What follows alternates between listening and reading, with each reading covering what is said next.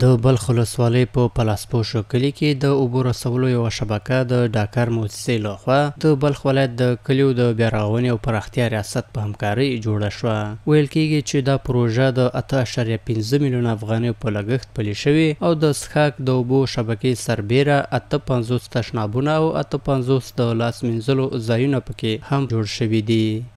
دغه شبکه د څه باندې 8 میلیونه افغانیو په ارزښت د ډاکر موسسې لخوا تطبیق شول په همکارۍ د ریاست احیا او انکشاف دیهات.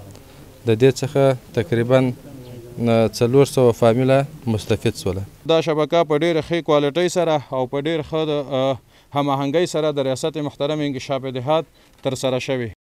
د دې پروژې له پرانیستلو سره 389 کورنیو د څښاک پاکو اوبو ته لاسرسی وموند. ورته مهال ځایي خلک د یادې پروژې پلي کول د پاکو اوبو د کمښت ستونزې د حل په برخه کې یو مهم ګام ګڼي او ډاډ ورکوي چې دوی به د دې شبکې د ساتنې لپاره جدي هڅې وکړي.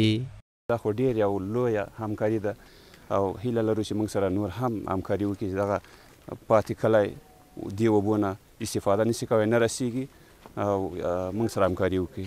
دا اطمینان ورکوم وزارت انکشاف دیهات ته چې په دې برخه کې به موږ انشاءالله ډېره ښه ساتنه وکړو د دې چې دا یو ملي شتمنۍ ده.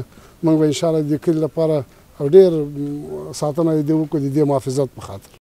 د یادونې وړ ده چې په دې پروژه کې د 7 ژورو او نیمه ژورو څاګانو کیندل، د 40,000 لیټرو په ظرفیت سره د قوي کانکریټي اوبهیزو زیرمو جوړول، د ګټه اخیستونکو په کورونو کې 260 د اوبو نلونو نصبول، د اوبو د تصفیې لپاره 210 فلټرونه نصبول، 1215 د روغتیایي کڅوړو ویشل او د معلولیت لرونکو خلکو لپاره د 14 پلاستیکي څوکیو ویشل شامل دي.